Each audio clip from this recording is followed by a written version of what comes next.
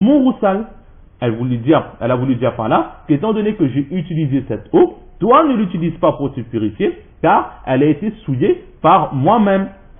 فقال رسول الله صلى الله عليه وسلم, et là le prophète d'Allah qui dit إن الماء لا يجنب, sachez que l'eau ne se souille pas aussi facilement. Du fait que l'eau est en contact avec une personne qui est en état d'impureté, ne souille pas cette eau, ne rend pas cette eau impure, nous pouvons l'utiliser.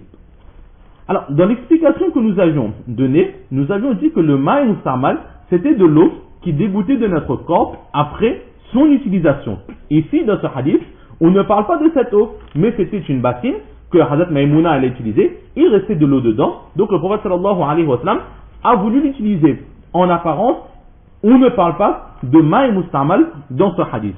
Il faut savoir que le ma'i mustamal est un terme qui est utilisé pour l'eau qui coule de notre corps après son utilisation, mais l'eau qui a été utilisée pour les ablutions, le roussal, cette eau aussi est appelée ma'i mustamal. Donc, le ma'i mustamal à proprement dit, que l'on avait mentionné au début avant ce hadith, dans ce hadith-là, nous ne le retrouvons pas, mais le prophète sallallahu alayhi wa sallam, en disant al-ma'u la yajnab, l'eau ne se souille pas, alors c'est un terme qui est général. Il veut parler de l'eau qui reste dans la bassine. Cette eau aussi n'est pas impure, et l'eau qui dégoûte du corps de la personne qui était en état d'impureté, lui aussi, il n'est pas impur. La phrase, elle est générale. Lorsqu'un hadith a un sens général, alors nous allons garder ce hadith dans sa généralité. Que ce soit l'eau qui reste ou l'eau qui a été utilisée, les deux eaux ne se souillent pas, à condition effectivement que cette eau n'a pas été en contact avec une impureté, un corps impur lui-même. C'est-à-dire qu'il n'a pas été en contact par exemple avec les urines, avec les selles, n'a pas été en contact avec du sang, du pus, etc. Là on comprend bien que c'est l'eau qui a été utilisée, le corps lui-même, il était propre, et cette eau pure a été en contact avec le corps propre, mais qui était en état d'impureté. Si par exemple une personne va prendre son roussal et que sur son corps, elle a encore des parties qui sont toujours en contact avec une impureté quelconque, que ce soit des gouttes d'urine ou quelque chose d'autre, que ce soit du sang ou autre, il faut bien comprendre qu'à ce moment, lorsque l'eau va être en contact avec ces impuretés, l'eau va devenir impure, car là, l'eau est en contact direct avec un corps sale, un corps impur, en l'occurrence par exemple l'urine ou le sang. Donc, bien faire la différence et ne pas faire l'amalgame entre les deux choses. Maintenant, donc dans ce hadith-là, en mettant le titre que l'eau ne se souille pas, Imam Abu Daoud, il a voulu nous faire comprendre que du fait qu'une personne qui est en état d'impureté, lorsqu'elle touche une eau, cette eau ne devient pas impure. Très souvent, il arrive que certaines personnes qui n'ont pas une connaissance appropriée de l'islam peuvent penser que quelqu'un est en état d'impureté, donc la nourriture que par exemple elle a mangée, donc le reste de cette nourriture n'est plus licite. L'eau qu'elle a bu, cette eau n'est plus licite. Donc très souvent, si à notre époque on le trouve un peu moins, à l'époque du saint prophète sallallahu alayhi wa sallam, étant donné que l'islam venait d'arriver et que les autres personnes venaient parfois d'autres religions qui eux avaient des règles très strictes, de temps en temps, les compagnons, ils pouvaient penser qu'en islam aussi, il y avait cette dureté dans la propreté et dans la pureté. Donc le prophète sallallahu alayhi wa sallam, très souvent, il les enseignait que l'islam, c'est la religion du juste milieu. Lorsque quelque chose est en contact avec une saleté, elle devient pure, mais lorsque quelqu'un est en état d'impureté, la personne en elle-même, elle n'est pas sale. Donc, du fait qu'elle a touché quelque chose qui est pur, cette chose restera pure. Et ici, c'est ce que le prophète sallallahu alayhi wa sallam, il a voulu dire, que mon épouse, tu étais en état d'impureté, mais tu n'étais pas sale à proprement dit. Donc, du fait que tu as touché cette eau ne devient pas sale. Ou encore, ici, Hazrat Maïmouna radiallahu ta'ala anha, elle a pu penser, elle a dit cela, pourquoi? Parce que nous avions bien vu que le ma'i mustamal à proprement dit, c'est lorsque nous lavons nos membres, et l'eau qui sort, qui dégoûte de nos membres là, c'est une eau qu'on appelle le ma'i mustamal. Donc, admettons que Hazrat Maïmouna radiallahu ta'ala anha, elle ne s'est pas baignée dans la bassine elle-même, mais elle prenait l'eau dans cette bassine pour se baigner. Mais maintenant, pour prendre de l'eau dans la bassine, il a bien fallu qu'elle utilise sa main pour récupérer de l'eau. Peut-être qu'elle avait un petit pot avec elle dans sa main et elle récupérait l'eau dans la bassine. Mais à chaque fois qu'elle récupérait l'eau, forcément, sa main a été en contact avec l'eau de cette bassine.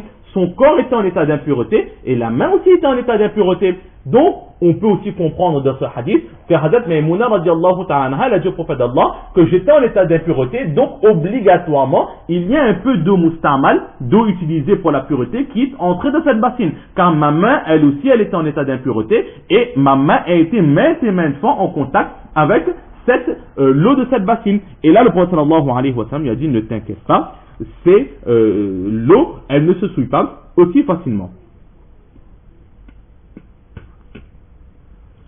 Et donc, elle a utilisé l'eau d'une bassine. Il faut bien comprendre de ce hadith que Hazrat Maïmouna radiallahu ta'ala anha, elle n'est pas entrée dans la bassine en elle-même pour se baigner, parce que le prophète sallallahu alayhi wa sallam allait utiliser la même eau.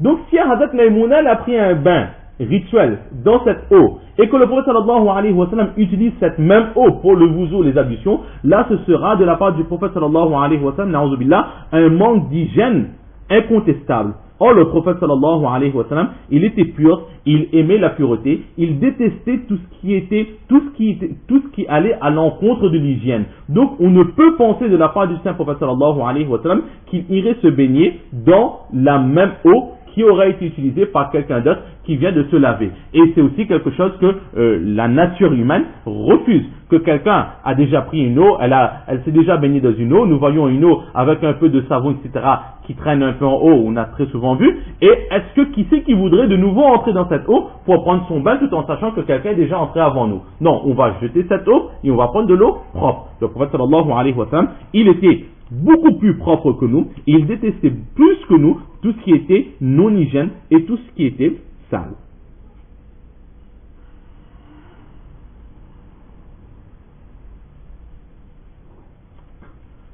Alors, maintenant, quelle est la position des imams quant à l'eau qui était en contact, donc de cette eau mustamal, l'eau qui était en contact avec quelqu'un qui était en état d'impureté?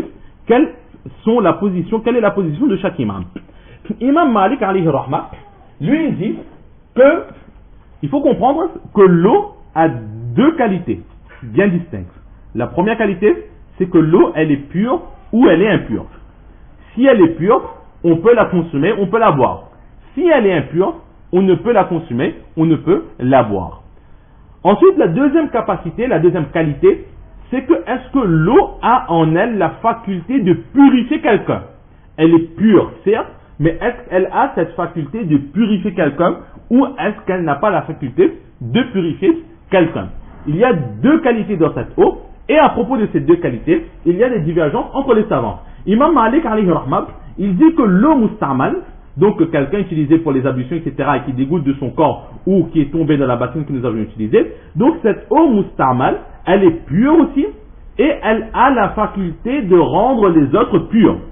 Ce qui veut dire que si par exemple, quelqu'un n'a pas beaucoup d'eau, 2 ou 3 personnes qui ont besoin de faire le wuzu, il n'y a pas beaucoup d'eau, alors on va dire à quelqu'un, fais ton wuzu, et dessous cette personne, nous allons mettre un récipient.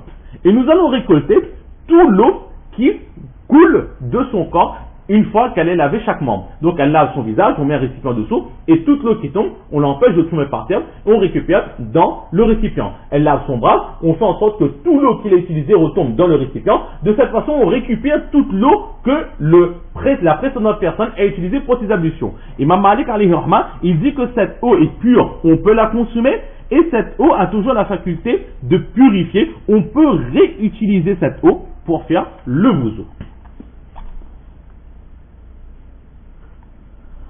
Imam Shafi'i, Imam Ahmad ibn Hanbal et l'élève d'Imam Abu Hanifa, c'est-à-dire Imam Muhammad, ils sont d'avis que cette eau elle est pure. Donc on a récupéré l'eau de la personne qui faisait le wuzu, on peut la consommer, on peut la boire car c'est de l'eau qui est propre, mais elle n'a plus cette faculté de purifier, c'est-à-dire qu'avec l'eau mustamal, une personne ne peut faire son wuzu. Même si cette eau est propre, en apparence, il n'y a aucune impureté, mais une fois que cette personne, la première personne aura fait le wuzu, on récupère l'eau qui coule de son corps, on le met dans un récipient, si quelqu'un fera le wuzu avec cette eau qu'il a récupérée, le wuzu ne comptera pas. Si quelqu'un prend un bain rituel, un roussal avec l'eau qu'il aura récupérée, son roussal ne comptera pas, cette personne sera toujours en état d'impureté. Ensuite, il y a l'imam Abu Yusuf alayhi rahmah, lui dit que cette eau carrément elle n'est plus pure, mais elle est impure.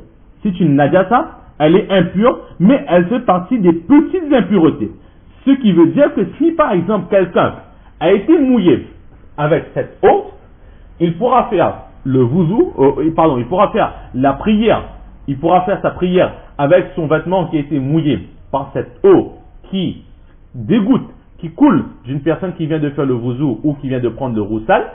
Elle pourra faire la prière, mais si une trop grande partie de son corps a été mouillée par cette eau, cette personne ne pourra plus faire le namaz avec ses vêtements qui ont été mouillés par cette eau, ou si le corps lui-même il a été mouillé, il faudra absolument rincer le corps pour qu'il puisse accomplir ses ablutions. Et de l'autre côté, il y a Hassan ibn Ziyad qui lui est encore plus vieux qu'Imam Abu Yusuf. Il dit que cette eau est impure et c'est une grande impureté, najasat ghaliza. Ce qui veut dire que si cette quantité, cette eau-là, va aller sur le vêtement d'une personne ou toucher quelqu'un d'une quantité supérieure ou égale à 1 dirham, que l'on pourra aujourd'hui définir du creux du palme de la main, de la paume de la main, ou de la grandeur d'une pièce de par exemple 2 euros, alors cette personne ne pourra plus faire la prière avec ce linge qui a été mouillé par cette eau, ou il devra laver la partie du corps qui a été souillée avec cette eau. Donc pour lui, cette eau mustamal, c'est une impureté comme toutes les autres impuretés. Imam Abu Yusuf, il dit que elle est impure, mais on peut quand même l'accepter à condition que une trop grande partie du vêtement ou du corps n'aura pas été mouillée par cette eau. Là, c'est la position.